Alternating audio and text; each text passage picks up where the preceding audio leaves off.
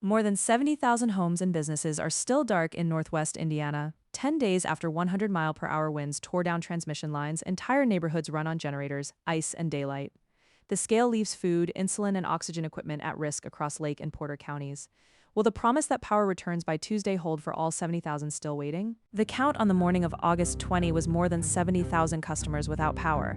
That is 10 days after the August 11 storm, and the hard number shows progress and its limit at once. The peak was 300,000 customers out when the winds hit. By August 20, about 230,000 had been restored, leaving about 23% still without service.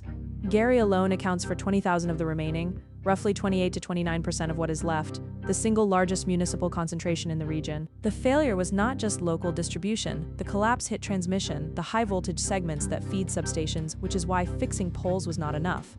Crews have to rebuild towers and lines, assessing roughly 2,000 miles of system on foot where debris blocked alleys and roads. Gary carries the heaviest concentrated burden, and that concentration has sharpened questions about equity and pace. Gary is a majority Black city where about one-third of residents live in poverty, and frustration has centered on how long cold chain, medical, and work disruptions have extended. Officials say prioritization is driven by damage severity and infrastructure, not race or income, noting affluent areas were also hit. Outside Gary, the remaining outages concentrate in Lake and Porter counties, with smaller numbers elsewhere in the northern Indiana territory. Phase targets name Portage as next hardest after Gary, with Munster, Hammond, Highland, Cherville, Lake Station, Hobart, Merrillville, and East Chicago also carrying outages. LaPorte County was down to about 1,000 remaining by mid-period. Rebuilding, not just repair, is why this has stretched to 2 weeks. One report put more than 600 linemen working in Gary alone. Early reports cited more than 200 contractor crews, later hundreds more plus vegetation crews, with mutual aid from across the country, including more than 60 employees sent from ComEd in Illinois. In the second week, the cold chain has failed in thousands of households. Refrigerators and freezers spoiled, store shelves emptied early, and families shifted to community meal distributions, ice, and water. Temperature-sensitive medication that needs continuous refrigeration, including insulin, has been lost. Power-dependent medical equipment like oxygen and CPAP has been difficult to keep running, with some households relying on costly generators and long lines for fuel. Schools stayed closed, hourly and service workers could not report shifts, and dark streets, non-functioning elevators, hotel stays, tree removal, and lost wages have added safety and financial pressure.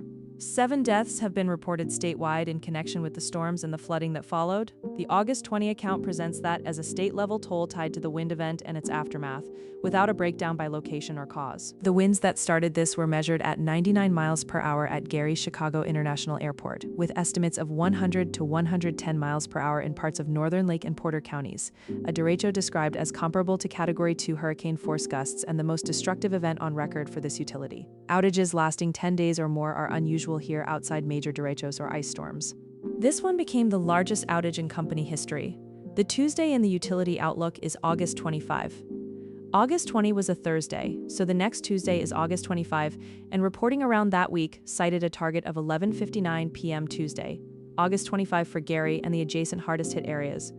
That would push restoration to about 14 to 15 days after the initial wind damage, a timeline driven by rebuilding transmission, not routine fixes. Whether that 11:59 p.m. Tuesday target holds for all 70,000 plus customers, and whether Gary and Portage close at that hour, remains the near-term test.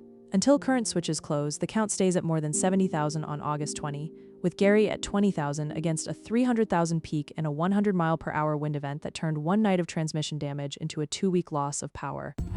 Like and follow for more stories that matter.